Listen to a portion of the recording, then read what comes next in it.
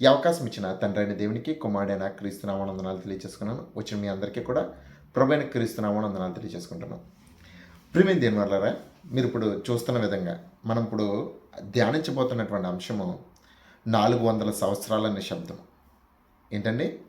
400 సంవత్సరాల నిశ్శబ్దము అనే ఒక అంశాన్ని మనము ధ్యానించబోతున్నాం. ప్రియమైన దేవుని వల్ల మీరు ఆలోచన చేసినట్లయితే కనుక పాత నిబంధన గ్రంథము అంటే ఆదికాండం నుంచి మలాఖీ గ్రంథం వరకు మీరు వరుస వెంబడి వరుసగా అనేక తరాలు కూర్చున్న చరిత్రను మనం తెలుసుకుంటూ ఉంటాం అన్నమాట. ఇక్కడ కొత్త నిబంధన గ్రంథం అంటే బాప్తిస్మిచ్చి యోహాను గారితో మొదలైనటువంటి ఈ కొత్త నిబంధన గ్రంథము ఈ అపోస్తలులు వేసినటువంటి చర్చ్ ప్రారంభమైన సందర్భం వరకు కూడా మనం అనేక సంగతులను చూడొచ్చు. అయితే ఈ పాత నిబంధన గ్రంథానికి కొత్త నిబంధన గ్రంథానికి సుమారుగా 400 సంవత్సరాల వ్యత్యాసం ఉందన్నమాట. దీనినే చరిత్రకారులు ఏమని వివరించారని అంటే కనుక ఇది నిశ్శబ్ద కాలము. అంటే దేవుడి నుంచి ఎటువంటి కొత్త లేఖనాలు కానీ, దేవుడి దగ్గర నుంచి కొత్త ప్రవచనాలు కానీ, ఏ ప్రవక్త లేవనెత్తబడినటువంటి కాలము ఈ 400 సంవత్సరాల కాలము. అంటే దేవుడి దగ్గర నుంచి ఎటువంటి హెచ్చరికలు కానీ ఎటువంటిది ఏది రాలేదని చరిత్రకారులు భావించినటువంటి సంవత్సరం అదే ఈ 400 సంవత్సరాలు. అసలు ఈ 400 సంవత్సరాల్లో అసలు ఏం జరిగింది అన్నదే ఈరోజు నేను బైబిల్ ద్వారా మీకు వివరించబోతున్నటువంటి అంశం. అయితే దీని గురించి బైబిల్ ముందుగానే చెప్పిందానంటే కనుక ముందుగానే చెప్పబడింది. ఆ యొక్క లేఖనాలని కూడా మీకు ఈరోజు నేను చూపిస్తాను. మనము బైబిల్ గ్రంథంలో చూసినట్లయితే కనుక మనకి పెద్ద సామ్రాజ్యాల గురించి మనకు బాగా తెలుసు. నెబుకద్నెజరు కల వచ్చినప్పుడు దానియేలు గారు ఆ కళను వివరిస్తున్నటువంటి సందర్భం. అదేంటంటే కనుక బంగారు ప్రతిమ. ఆ ప్రతిమలోనేమో పైనుంచి అంటే తల దగ్గర నుంచి ఛాతీ వరకు కూడా బంగారపది. ఆ ఛాతీ దగ్గర నుంచి ఈ నడుము వరకు ఉన్నదేమో అంటే ఈ పొట్ట భాగం వరకు ఉన్నదేమో ఒక రకమైన సామ్రాజ్యం వెండి. ఈ యొక్క తొడలు అంతా కూడా ఇత్తడిని పోలి ఉన్నదని, ఆ తర్వాత మనకి కింద పాదాలు వరకు మనం చూసుకున్నట్లయితే కనుక అది ఇనుమును పోలి ఉన్నటువంటి ఒక ప్రతిమను, బంగారు ప్రతిమను నెబుకద్నెజరు చూసినట్టుగా మనం చూడొచ్చు ప్రియమైన దేవుని వల్ల. అయితే ఈ ప్రతిమలో ఉన్నటువంటి 4 భాగాలను మనం చూసినట్లయితే కనుక ఇవి 4 సామ్రాజ్యాలను గురించినటువంటి వివరణ అని మనకు బాగా తెలుసు. మొదటిది బంగారం. దేనికి గుర్తు అని అంటే కనుక నెబుకద్నెజరు అంటే రాజు, ప్రపంచాన్ని అంతటినీ పరిపాలించినటువంటి ఒక గొప్ప రాజుల్లో ఒక రాజే నెబుకద్నెజరు. బాబిలోను సామ్రాజ్యం దాని పేరు. ఆ తర్వాత మనకి వెండిలాగా కనిపిస్తున్నటువంటి ఆ యొక్క రాజ్యం ఏంటంటే కనుక మాదీయ పారసిక సామ్రాజ్యం. ఆ తదుపరి మీరు చూసినట్లయితే కనుక ఇత్తడిది అది గ్రీకు సామ్రాజ్యం. ఇంకా మనం చివరిది చూసినట్లయితే కనుక ఇనుముతో కూడినది అది ఏంటనంటే కనుక రోమా సామ్రాజ్యం. ఇదే ప్రపంచాన్ని పరిపాలించినటువంటి అతి పెద్ద సామ్రాజ్యాలలో ఇవన్నీ కూడా ప్రియమైన వాళ్ళ. అయితే మనకు బైబిల్లోని ఈ యొక్క బబులోను సామ్రాజ్యం గురించి ఉంది, మాదీయ పారసిక సామ్రాజ్యం గురించి ఉంది. ఇంకా చూసుకున్నట్లయితే కనుక యేసుక్రీస్తు వారు వచ్చిన తర్వాత రోమా సామ్రాజ్యం గురించి కూడా మనకు తెలిసింది. అయితే మనకు తెలియనిది ఏదన్నా ఉందేనంటే కనుక అది గ్రీకు సామ్రాజ్యం. అయితే ఈ గ్రీకు సామ్రాజ్యంలోనే ఏం జరిగింది అన్నదే ఈరోజు ఈ 400 సంవత్సరాల్లోనే జరిగింది. అది కూడా ఈ గ్రీకు సామ్రాజ్యంలో అసలు ఏం జరిగింది అన్నదే ఈరోజు మన యొక్క పాఠం 400 సంవత్సరాల నిశ్శబ్దం. మీరు చూసినట్లయితే కనుక మీరు పాత నిబంధన గ్రంథం అంతా ఒకలా ఉంటే కొత్త నిబంధన గ్రంథం అంతా ఒకలా ఉంటుంది. మీరు బాగా వ్యత్యాసాన్ని గమనించినట్లయితే కనుక పాత నిబంధన గ్రంథంలో ఉన్నటువంటి అంటే మలాఖీ గ్రంథం వరకు ఉన్నటువంటి అనేకమైనటువంటి సంగతులన్నీ కూడా కొత్త నిబంధన గ్రంథంలో మరుగైపోయి ఒక కొత్త ప్రపంచంలా కనిపిస్తుంటుంది. కొత్త పద్ధతులు కనిపిస్తుంటాయి, కొత్త వివరణలు కనిపిస్తుంటాయి, కొత్త వ్యక్తులు కనిపిస్తూ ఉంటారు.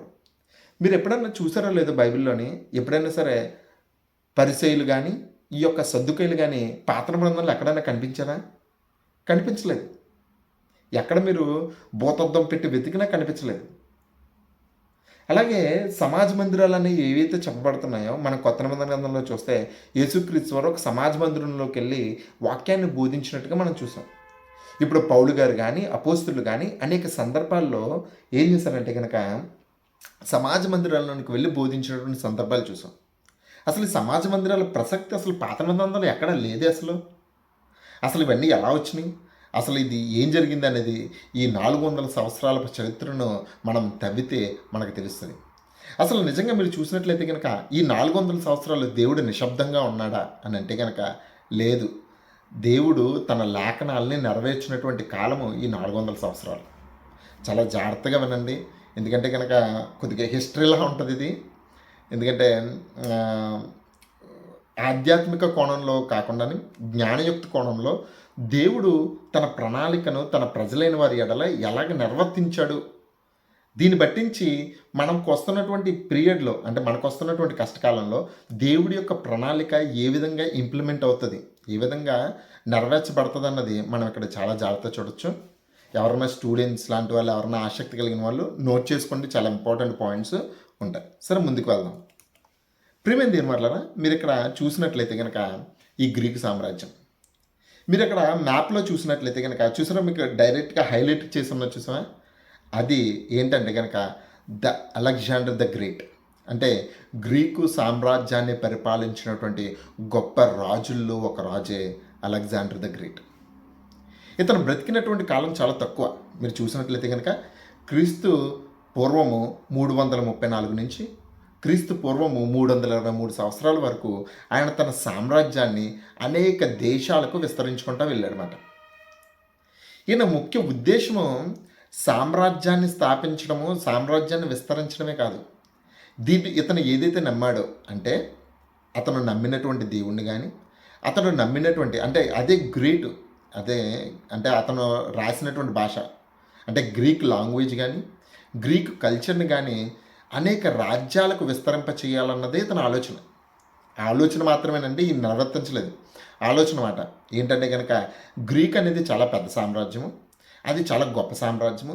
దానికి ఉన్నటువంటి లిటరేచర్ కానీ, దానికి ఉన్నటువంటి ఆర్కిటెక్చర్ కానీ, దానికి ఉన్నటువంటి ఐడియాలజీ కానీ, ఫిలాసఫీ కానీ చాలా గొప్పది. ఇది మొత్తం మన సామ్రాజ్యం అంతటిలో కూడా విస్తరింప చేయాలన్నటువంటి ఆలోచనతో ఈయన ఏం చేశాడంటే కనుక ఎక్కడ జయించిన ప్రతి చోట కూడా అతని కల్చర్ని, అతను నమ్ముకున్నటువంటి దేవుణ్ణి కూడా తీసుకెళ్ళడం మొదలెట్టాడు.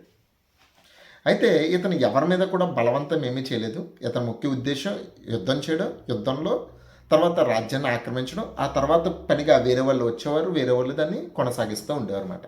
ఇది ఇతని యొక్క కార్యక్రమం. ఎప్పుడైతే ఈ అలెగ్జాండర్ ద గ్రేట్ చనిపోయాడో ఆ తర్వాత ఇతని కింద 4 సైన్యాధిపతులు ఉన్నారన్నమాట. ఇతని కింద 4 సైన్యాధిపతులు ఉన్నారు. ఈ 4 ఏం చేశారంటే కనుక ఈ యొక్క రోమా సామ్రాజ్యాన్ని 4 భాగాల కింద విడగొట్టేశారు. అంటే తనకున్నటువంటి శక్తి బట్టించి ఒక్కొక్క సైన్యాధిపతి తనకున్నటువంటి రాజ్యాలను విడగొట్టేసుకున్నారు. మీరు చూసారో లేదో 4 కలర్స్లో మీరు ఇక్కడ మ్యాప్ని చూడొచ్చు. ఓకే, ఒకటి మనం ఇక్కడ బాగా ఫోకస్ చేయాల్సింది ఈ యొక్క సెలూడియస్ అండ్ టోలిమియస్ అనే ఈ యొక్క 2 సామ్రాజ్యాలు మనం చూద్దాం. ఎందుకంటే ఇక్కడే యూదులు ఎక్కువగా ఉన్నారు. వీళ్ళు రెండింటి మధ్య మీరు చూసినట్లయితే కనుక, మీరు ఇక్కడ చూసినట్లయితే కింగ్డమ్ ఆఫ్ కెసెండర్ ఇదొక సామ్రాజ్యం. అంటే ఇతను ఒక సైన్యాధిపతి, ఇతను ఈ యొక్క ప్రాంతాన్ని పరిపాలిస్తున్నామంట. ఇది ఏంటంటే కనుక పెర్గమోన్ ఇదొక సామ్రాజ్యము, ఇక్కడ ఒక రాజు పరిపాలిస్తున్నారు. ఇక్కడ చూసారు లేదు ఎల్లో కలర్ ఫుల్ కానీ సెలూకిడ్స్, వీళ్ళు ఇది అతిపెద్ద సామ్రాజ్యము. ఆ తర్వాత టోలిమియస్ ఇది ఒక పెద్ద సామ్రాజ్యం. ఇక్కడ మీరు చూసినట్లయితే కనుక ఈ సెలూకిడ్స్ ఎలాగ ఉంటారంటే కనుక ఇతను మొత్తం రోమా సామ్రాజ్యాన్ని అంతటినీ ఆక్రమించి అతని రాజ్యం అతని చేతి కింద ఉంచుకోవాలన్నటువంటి ఆలోచన కలిగిన వాడు. అయితే ఎప్పుడైతే ఇలా జరిగింది, ఇక్కడ మీరు చూడండి, ఇక్కడ మధ్యలో ఉన్నదే యెరూషలేము, ఇశ్రాయేలు సామ్రాజ్యం. అయితే ఇక్కడికి వచ్చిన తర్వాత మీరు చూడాలి, ఇక్కడే వీళ్ళు బాగా ప్రెషర్ చేసింది ఏంటంటే కనుక అలెగ్జాండర్ ద గ్రేట్ హిలీనియం అనే ఒక కాన్సెప్ట్ని తీసుకొచ్చాడు. మీరు చూసారు లేదో, హిలీనిజం అంటే కనుక గ్రీకుల యొక్క చరిత్ర కానీ, గ్రీకుల యొక్క ఐడియా కానీ, గ్రీకుల యొక్క లాంగ్వేజ్ కానీ, గ్రీకుల యొక్క దేవుళ్ళు కానీ ముందుకు తీసుకెళ్ళాలి అన్నటువంటి ఆలోచన కలిగినటువంటి ఇదే హిలీనియం అన్నమాట. వీళ్ళు అన్ని రాజ్యాలని ఒప్పించగలిగారు, కానీ వీళ్ళు ఒప్పించని ఒకే ఒక రాజ్యం ఏదన్నా ఉందంటే కనుక అది ఇశ్రాయేలు రాజ్యం, అదే యూదుల రాజ్యం అన్నమాట. వీళ్ళు ఎప్పుడు యుద్ధం జరిగినా ఈ యుద్ధ భూమి ఎక్కడనంటే కనుక యెరూషలేములోనే. మనం ఇందాక చూసాం కదండి, ఈ టోల్మియస్లోని ప్లస్ సెలూకిడియస్లోని వీళ్ళు కలుసుకొని యుద్ధం చేసినటువంటి సామ్రాజ్యం ఏది అని అంటే కనుక ఇస్రాయెల్ సామ్రాజ్యం. అయితే ఈ సెలూకిడ్స్ ఉన్నారు చూసారండి, ఈ ఎల్లో కలర్లో మీరు చూస్తున్నారు కదా సెలూకిడ్స్, వీళ్ళు యెరూషలేముని పూర్తి స్వాధీనం చేసుకోవాలి, పూర్తి తమ ఆధిపత్యంలో ఉండాలి, అక్కడ ఈ యొక్క హెలినిజం అనే దాన్ని స్థాపించాలనే ఆలోచన కలిగినటువంటి వారు వీళ్ళంతా కూడా.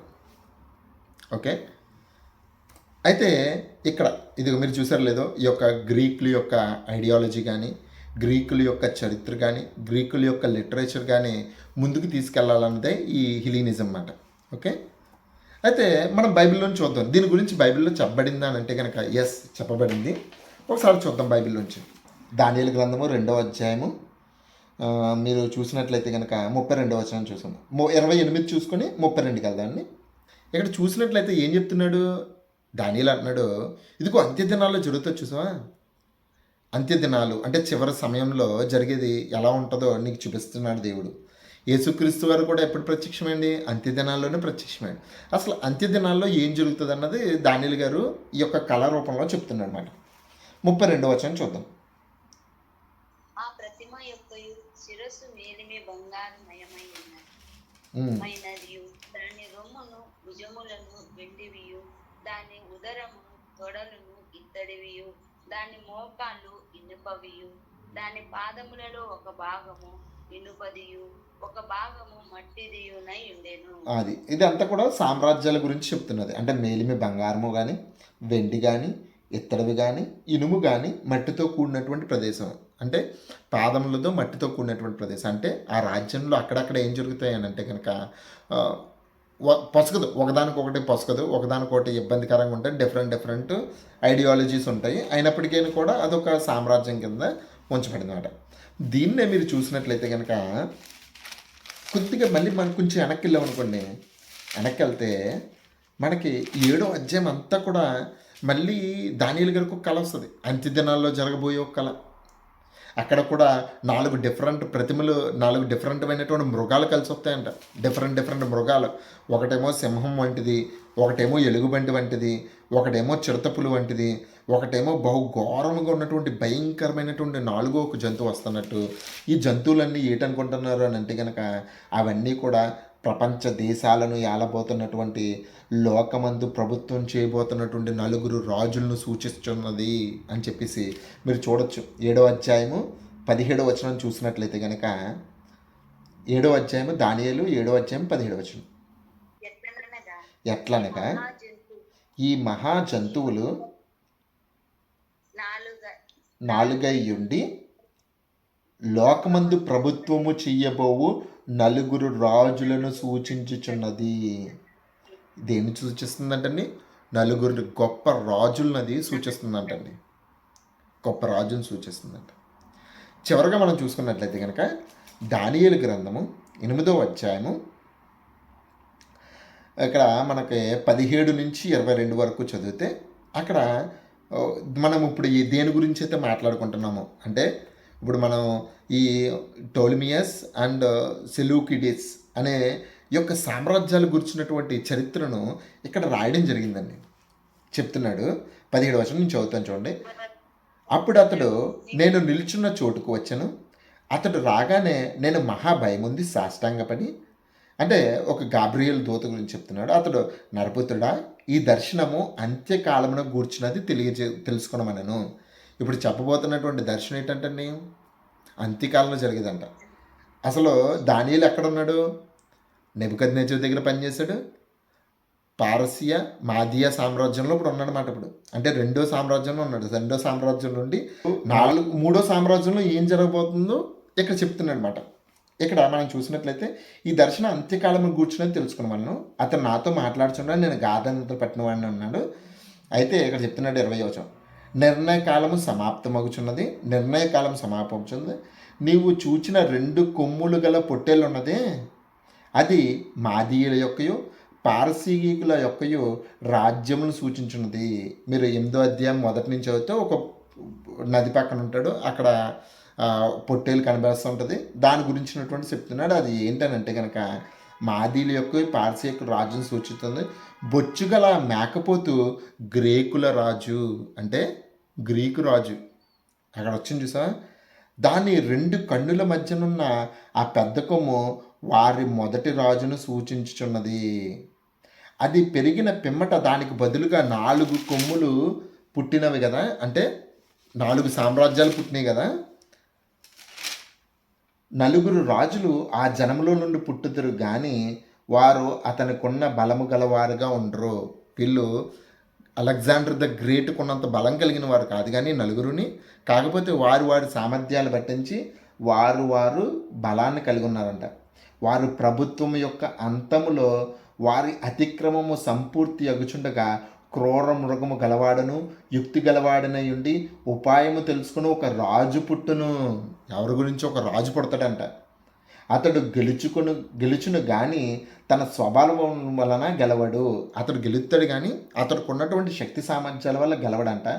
ఆశ్చర్యంగా శత్రువులను నాశనం చేయటందు అభివృద్ధి పొందుచు ఇష్టమైనట్లుగా జరిగించుచు బలవంతులను అనగా పరిశుద్ధ జనమును నశింపచేయును.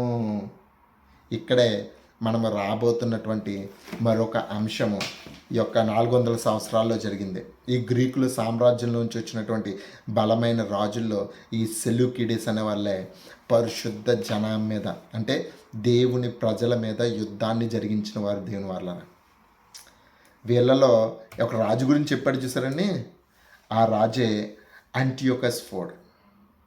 ఈ రాజు ఎలాంటి వాడనంటే కనుక అతి క్రూరమైనటువంటి రాజు మాట.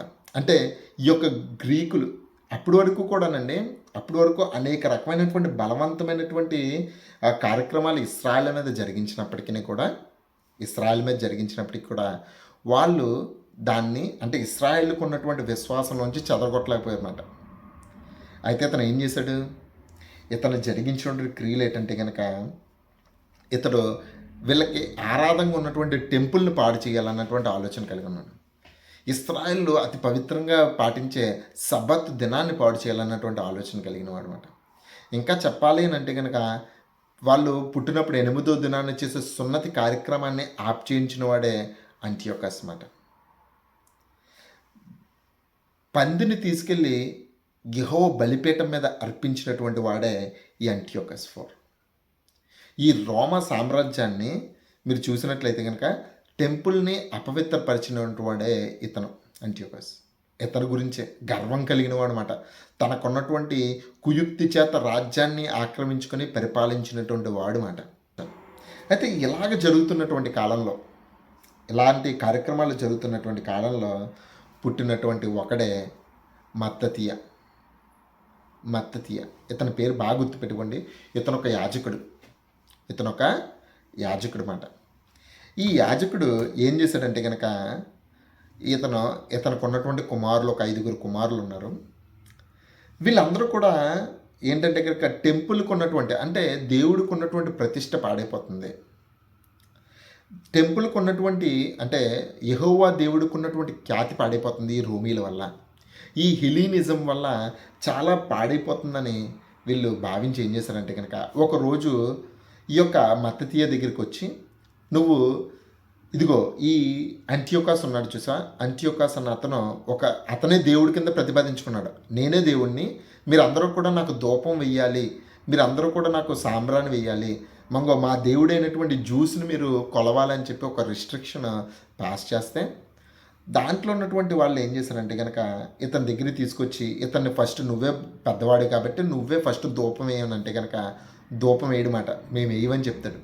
చెబితే వాళ్ళలో ఉన్నటువంటి కొంతమంది యూదులే ఈ హిలీనియంకి, అంటే ఈ యొక్క గ్రీకుల యొక్క ప్రభావానికి లోనే గ్రీకులు చెప్పినట్టుగా ప్రవర్తించే యూదులు కొంతమంది వచ్చి ఏం చేశారంటే కనుక ఆ యొక్క ప్రతిమకు, గ్రీకు యొక్క దేవుడికి యొక్క ధూపం వేస్తారు. ప్రేమ దేవుని వాళ్ళ ధూపం వేయగానే ఇతని కోపం వచ్చి ధూపం వేసిన వాడిని, తనవాడైనా ఆయన్ని చంపేస్తాడనమాట. ఈ యొక్క విగ్రహాన్ని తీసుకొచ్చిన వాళ్ళందరినీ చంపేస్తాడు. ఎవరైతే తీసుకొచ్చారో రాజు యొక్క సైనికులు ఎవరైతే ఉన్నారో మొత్తం అందరినీ కూడా అతను చంపేస్తాడనమాట. ఆ యొక్క విగ్రహాన్ని పగలగొడేస్తాడు. ఆ యొక్క విగ్రహాన్ని తుత్తునీలుగా చేసేసి దాన్ని పాడేస్తాడు. ప్రియమైన వాళ్ళ ఇదే మత్తతియాస్. అతని కుమారులు, 5 కుమారులు, వీళ్ళందరూ కూడా ఈ యొక్క ఈ యొక్క సెలూకియిడ్స్ మీద యుద్ధాన్ని ప్రకటిస్తారన్నమాట. యుద్ధాన్ని ప్రకటిస్తారు. ఇలాగా ప్రకటించిన దాన్నే వీళ్ళని ఏమన్నారంటే కనుక మక్కాబీస్ అంటారన్నమాట. మక్కాబీస్. మీరు పాత నిబంధన గ్రంథంలో మీరు చూసినట్లయితే కనుక ఈ మక్కాబీస్కి చాలా ప్రాధాన్యత ఉంది. వీళ్ళందరూ ఎక్కడ ఉన్నారంటే కనుక 400 సంవత్సరాల కాలంలోనే ఉన్నారు. వీళ్ళు దేవుని తరపున నిలబడి, అంటే టెంపుల్కి ఉన్నటువంటి ప్రతిష్టను నిలబెడదామన్నటువంటి ఆలోచన కలిగి వాళ్ళు కంటిన్యూస్గా యుద్ధం చేశారు. వీళ్ళు కంటిన్యూస్గా యుద్ధం చేశారు ఈ మక్కాబీస్. వీళ్ళు ఏం చేశారంటే కనుక అనేక సందర్భాలలో అనేక సార్లు ఆ యొక్క సెడూకీస్ మీద యుద్ధాన్ని ప్రకటించి ఆ యుద్ధంలో అనేక సార్లు నెగ్గారన్నమాట. చివరగా ఎప్పుడైందంటే కనుక క్రీస్తు పూర్వం 164 సంవత్సరంలో ఈ ఈ అంటియోకస్ చనిపోతాడు. చనిపోయిన తర్వాత వీళ్ళు పూర్తిగా, ఈ మక్కాబీస్ అనే వాళ్ళు పూర్తిగా ఆ యొక్క యెరూషలేం సామ్రాజ్యం మీద, ఆ యొక్క టెంపుల్ మీద పూర్తి పట్టును సాధిస్తారు. ప్రియమైన దేని వల్ల పూర్తి పట్టును సాధిస్తారు. ఈ మక్కాబీస్ ఏం చేస్తారంటే కనుక ఆ సంవత్సరంలో క్రీస్తు పూర్వం 164 సంవత్సరంలోనే వీళ్ళు హనూకా అనే ఒక పండుగను, అంటే వాళ్ళ యొక్క టెంపుల్ని పవిత్రపరుస్తారన్నమాట. మీరు చూసారో లేదో, టెంపుల్ని పవిత్రపరుస్తారన్నమాట. మీరు చూసారో లేదో, మనకి ఈ యొక్క క్యాండిల్ స్టాండ్లో ఒక 8వ క్యాండిల్ని ఒకటి వెలిగిస్తారు. అదేంటంటే కనుక వీళ్ళు చేసినటువంటి ధైర్య సాహసాలు, వీళ్ళు చేసినటువంటి గొప్ప పనికి చిహ్నంగా వీళ్ళు ఏం చేస్తారంటే కనుక ఒక దీపస్తంభంలో ఒక క్యాండిల్ని ఎక్స్ట్రాగా పెడతారన్నమాట. దాన్నే హనూకా అని అన్నమాట. ఇది ఇశ్రాయేలీల్లో జరిగినటువంటి 400 సంవత్సరాల్లో జరిగినటువంటి చరిత్ర. ఎక్కడితో ఆగిపోలేదు దీని పిల్లల. ఈ తర్వాత వీళ్ళందరూ కూడా స్వతంత్రంగా తమ రాజ్యాన్ని, యెరూషలేం అనే ఒక రాజ్యాన్ని స్థాపించుకొని క్రీస్తు పూర్వం 63వ సంవత్సరం వరకు కూడా వీళ్ళు స్వతంత్రంగా యెరూషలేం ప్రాంతాన్ని ఏలగలిగారు. ఎందుకంటే కనుక ఆ యొక్క సమయంలో వీళ్ళు రోమీలతో చర్చలు జరిగిన తర్వాత దాంతో వీళ్ళందరూ కూడా కొలాబరేషన్ అవ్వడం జరిగింది. అయితే ఇక్కడ మీరు చూసినట్లయితే కనుక పూర్తిగా వాళ్ళు నమ్ముకున్నటువంటి విశ్వాసాన్ని కాపాడుకోవాలనేసి ఈ మక్కాబీస్ చేసినటువంటి ప్రయత్నమే ఈ యొక్క టెంపుల్ను పవిత్రపరచడం, దాన్ని కాపాడడం. అయితే ఇక్కడతో ఆగిపోలేదు.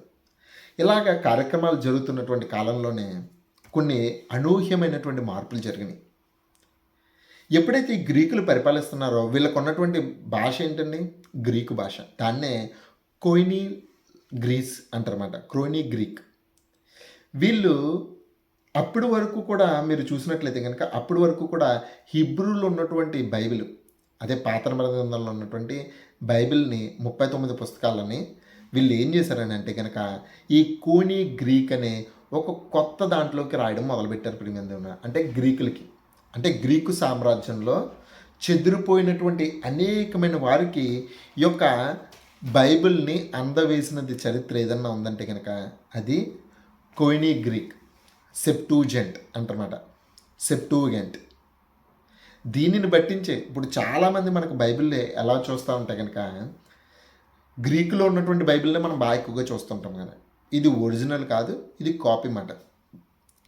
ఎందుకు ఇది కాపీ అని అంటే కనుక హిబ్రూలో ఉన్నటువంటి దాన్ని ట్రాన్స్లేట్ చేసి రాసిందే ఈ సెప్టూజెంట్. ఇక్కడతో బైబిల్ యొక్క ప్రాధాన్యత అనేది యెరూషలేము నుంచి అనేక ప్రాంతాలకు విస్తరించినదే ఈ యొక్క సెప్టూజెంట్ మాట. సెప్టూజెంట్ అనేది అంటే అప్పట్లో ఉన్నటువంటి చర్మపు కాగితాల మీద దీన్ని రాసి భద్రపరిచారు. మీరు చూసినట్లయితే కనుక వీటిని ఎక్కడ కనుక్కున్నారంటే కనుక అంటే 1947 సంవత్సరం నుంచి 1960 సంవత్సరం మధ్యకాలంలో వీటిని ఎక్కువగా కనుక్కున్నది డెడ్ సీ స్క్రోల్స్ అనేది ఇక్కడ ఉమ్రా అనే ప్రదేశంలో కనుక్కోవడం జరిగింది. ప్రియమైన దేని వల్ల డెడ్ సీ స్క్రోల్స్ అంటారు. దీంట్లో ఎక్కువగా దొరికినటువంటి గ్రంథాలలో యెషయా గ్రంథం ఒకటే. యెషయా గ్రంథం ఈ కోనీ గ్రీక్ లాంగ్వేజ్లో రాయబడినటువంటి తర్జుమా ప్రతులు, హిబ్రూ ప్రతులు ప్లస్ గ్రీకు ప్రతులు అన్నీ కూడా ఇక్కడ దొరికినట్టుగా మనం చూడొచ్చు. ప్రియమైన దేని వల్ల ఇక్కడతో ఆగిపోలేదు.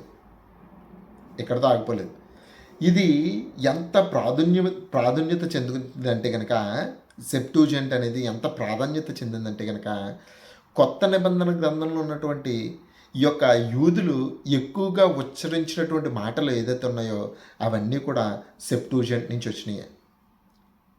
ఉదాహరణకు మీరు చూసినట్లయితే కనుక, మనకి యెషయా గ్రంథంలో మనం చూసినట్లయితే కనుక, కన్యక గర్భవతి కుమారుని కనును అని మనకి బాగా తెలిసినటువంటి మాట. కన్యక గర్భవతియే కుమారుని కంటుందన్నది యెషయా గ్రంథము 7:14 మనం చూడొచ్చు. యాక్చువల్గా మీరు హీబ్రూలో చూసినట్లయితే కనుక హీబ్రూ ఒక యవ్వన స్త్రీ ఒక బిడ్డను కంటదే అని ఉంటుంది అన్నమాట. అక్కడ కన్యక అని ఉండదు. ఎందుకనంటే కనుక వీళ్ళందరూ కోట్ చేసింది ఎలా కోట్ చేశారంటే కనుక ఈ సెప్టూజెంట్లో ఉన్న దాన్ని మాత్రమే కోట్ చేయగలిగారు. ఎందుకంటే ఇది వాళ్ళకి చాలా విరివిగా ఉంది, వాళ్ళకి బాగా తెలిసిందన్నమాట. అయితే ప్రియమైన దేవుని వర్లారా, ఇక్కడే మనం నెక్స్ట్కి వెళ్ళబోతున్నాం. కొత్త నిబంధన గ్రంథంలో ఉన్నటువంటి ఈ యొక్క పరిసయ్యులు ఏంటి, ఈ సద్దుకాయలు ఏంటి అనే ఒక కొత్త దానికి మనం వెళ్ళబోతున్నాం. ఎప్పుడైతే ఈ రోమ సామ్రాజ్యం విస్తరించుకుందో, వీళ్ళు గ్రీకు యొక్క నమ్మకాలను కానీ గ్రీకు యొక్క చరిత్రను కూడా కొట్టువేయాలన్నటువంటి ఆలోచన కలిగిన వారు కాదు. వీళ్ళు కూడా ఏదైతే చూసారా మీరు ఇక్కడ మ్యాప్లో చూసినట్లయితే చాలా భాగం అంతా కూడా వీళ్ళు రోమా సామ్రాజ్యము ఆక్యుపై చేస్తారన్నమాట. ఈ ఆక్యుపై చేస్తారు. వీళ్ళు ఆక్యుపై చేసినప్పుడు వీళ్ళు యూదులు ఎక్కడైతే ఉన్నారో అక్కడ వీళ్ళు ఆరాధించుకోవడానికి, వీళ్ళు వర్షిప్ చేయడానికి ఒక సమాజ మందిరాలకు అడ్డం మొదలెట్టారు. ఎందుకంటే కనుక టెంపుల్ పాడైపోయింది, టెంపుల్ అపవిత్రపరచబడింది. వీళ్ళ వర్షిప్ చేయడానికి అంటే అక్కడెక్కడో చెదిరిపోయిన వీళ్ళందరూ కూడా యెరూషలేముకు వచ్చి మళ్ళీ యాత్ర చేసి టెంపుల్లో ఉండాలని అంటే కనుక కష్టం అవుతుంది. అందుకనే వాళ్ళు దేవుణ్ణి ఆరాధించుకోవడానికంటే ఒక స్థలాన్ని ఏర్పాటు చేసుకున్నారు. దానినే సినగోగ్ అన్నారన్నమాట యూదులు. ఇవన్నీ కూడా ఎప్పుడు జరిగినాయి అంటే కనుక ఈ 400 సంవత్సరాల్లో జరిగినాయి. అప్పటి వరకు ముందంతా కూడా వీళ్ళు దేని మీద ఆధారపడేవారు అంటే కనుక యెరూషలేము టెంపుల్ మీదే ఆధారపడేవారు. యెరూషలేము టెంపుల్ మీదే వీళ్ళు ప్రతి సంవత్సరము వచ్చి ఆరాధించి వెళ్ళిపోతుండేవారు. కాకపోతే ఎప్పుడైతే ఈ రోమీలు, ఈ గ్రీకులు ఎప్పుడైతే విస్తరించారో, వీళ్ళు ఎప్పుడైతే అనేక ప్రాంతాలకు చెదిరిపోయారో అక్కడ వారు దేవుణ్ణి ఆరాధించుకోవడానికి ఈ యొక్క సినగోగ్ అనే దాన్ని వాడడం మొదలుపెట్టారు దేవుని వల్ల. ఇంకా మనం చూసినట్లయితే కనుక అసలు ఈ సద్దుకాయలు ఎవరు పరిశీలన అని అంటే కనుక ఈ సద్దుకాయలు ఇది ఉన్నా చూసారండి, ఇది మీరు చూసినట్లయితే కనుక సద్దుకాయలు అంటారన్నమాట. మనం బైబిల్లో కూడా మనం వీరిని చూడొచ్చు. మీరు చూసినట్లయితే కనుక మత్తయి సువార్త 22:23 ఉంటుంది. మత్తయి సువార్త 22:23. యేసుక్రీస్తు వారు ఉన్న కాలంలో ఆ దినమున ఆయన యుద్ధకు వచ్చి ఎవరు వచ్చారంటండి? పునరుద్ధానము లేదని చెప్పి సద్దుకాయలు.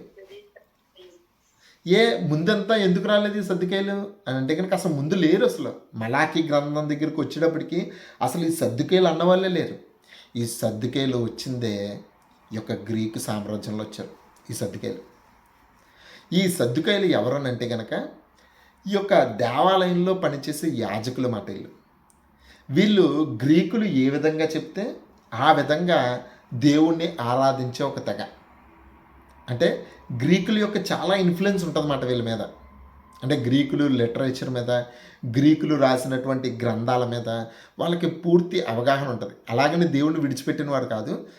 మోషే రాసినటువంటి 5 గ్రంథాలు మాత్రమే వీళ్ళకి ప్రామాణికం.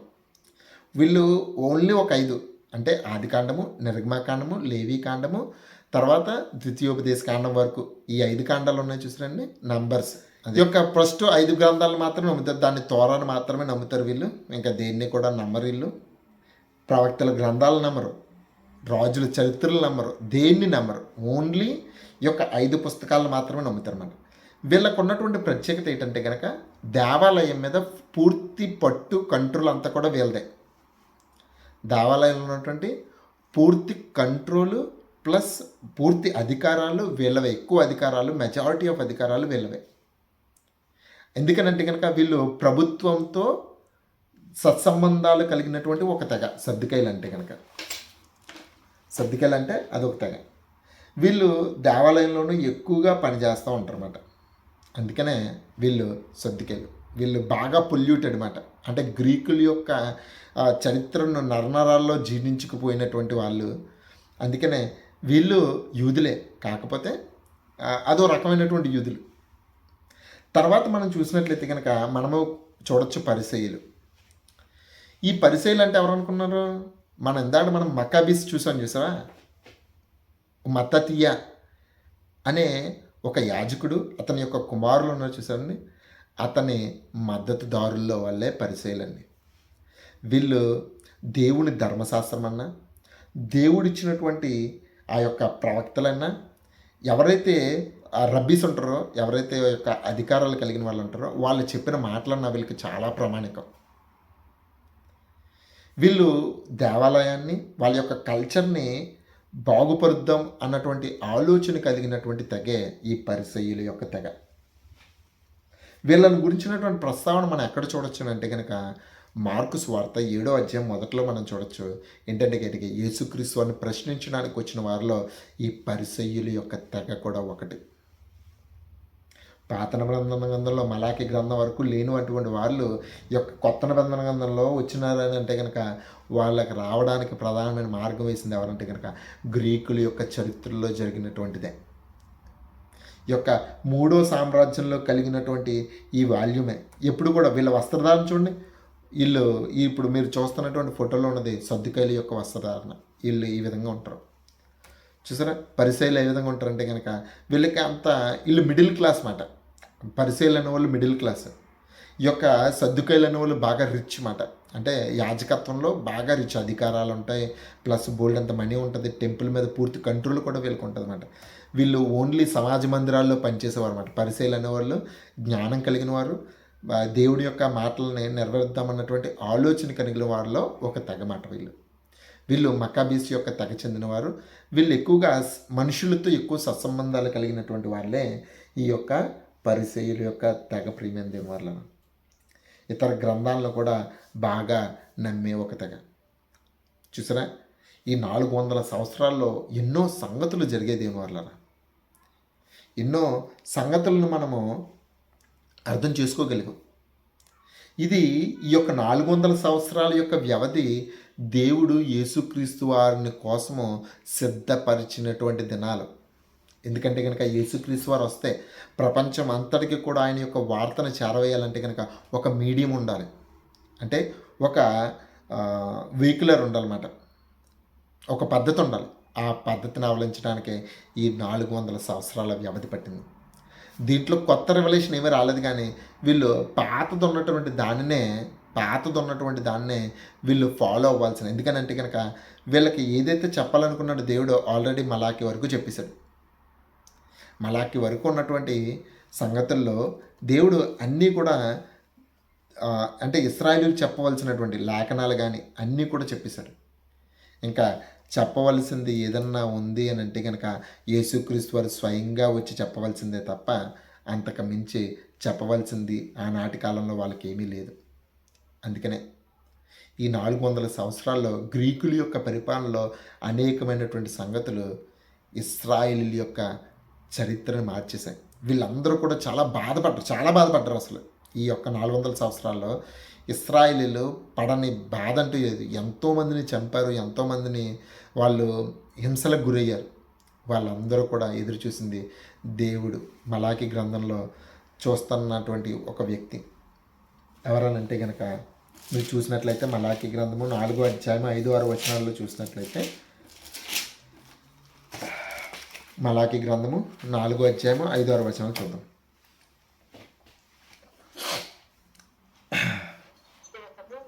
నియమించిన భయంకరమైన ఆ మహాదినము రాకముందు నేను ప్రవక్త ఏలియా మీ యొద్దకు పంపుదును.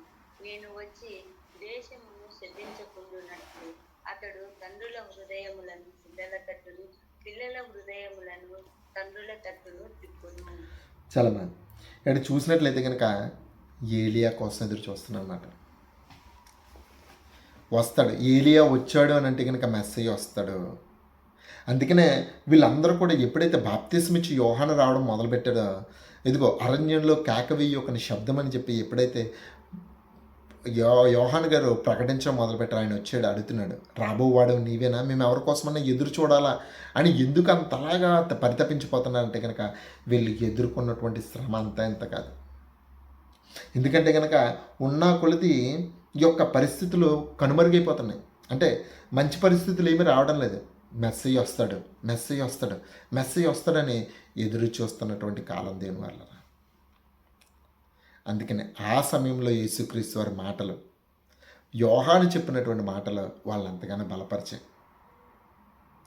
అనేక మంది ప్రభు దగ్గరికి రావడానికి, ప్రభు చేసినటువంటి కార్యాన్ని చూడడానికి అనేక మంది యూదులు కానీ యోధేతరులు కానీ అనేక మంది యేసుక్రీస్తు వారిని నమ్మడానికి ప్రధానమైన కారణం ఈ 400 సంవత్సరాల్లో జరిగినటువంటి లాంగ్వేజ్, ఈ 400 సంవత్సరాల్లో పుట్టుకొచ్చినటువంటి పరిసయ్యులు, సద్దుకయ్యులు, సమాజ మందిరాలు, ఈ 400 సంవత్సరాల్లో ఇశ్రాయేలు పడినటువంటి వేదన, ఇవన్నీ కూడానండి ఈ 400 సంవత్సరాల్లోనే జరిగింది. అంటే మలాకీ గ్రంథం దగ్గర నుంచి ఈ యొక్క ప్రవక్త అయినటువంటి బాప్తిస్మిచ్చి యోహాను వచ్చేంత వరకు కూడా మధ్యలో జరిగింది. దేవుడు ఈ యొక్క సమయంలో యేసుక్రీస్తు అంచె దినాల్లో రాబోతున్నటువంటి యేసుక్రీస్తు వారి కోసం వేసినటువంటి ఈ యొక్క గొప్ప ప్రణాళికే ఈ 400 సంవత్సరాల దేవుని కొత్త ప్రణాళిక రాకపోవడం. ఎందుకంటే వాళ్ళు ఎదురు చూడాలి. వాళ్ళు ఎదురు చూపులు పట్టించి వాళ్ళకి రాబోతున్నటువంటి గొప్ప రక్షకుడి కోసం ఎదురు చూడాలి. ప్రియమైన దేని వల్ల ఇప్పుడు కూడా మనకి కొత్తగా ఏమీ రెవల్యూషన్ ఏమి రావడం లేదు. మీరు చూసారో లేదో, ఎవడన్నా కొత్త సంగతి ఏదైనా చెప్తాడని చూస్తున్నారా? దేవుడు ఎవరితోనన్నా ఒక దూతను పంపించానా మాట్లాడదామని చూస్తున్నాడా? లేదు. ఎందుకనంటే కనుక చెప్పవలసిన సంగతులు అన్నీ అయిపోయినాయి. మలాకి గ్రంథం వరకు వచ్చినప్పటికీ పాత నిబంధన గ్రంథంలో యేసుక్రీస్తు వారి రాకడ కోసం ఏమైతే చెప్పాలో అన్ని ప్రవక్తల ద్వారా చెప్పేసినటువంటి దేవుడు యేసుక్రీస్తు వారు వచ్చి వెళ్ళిపోయిన తర్వాత సంఘమైనటువంటి మనకు చెప్పవలసిన సంగతులు అన్నీ చెప్పేశాడు.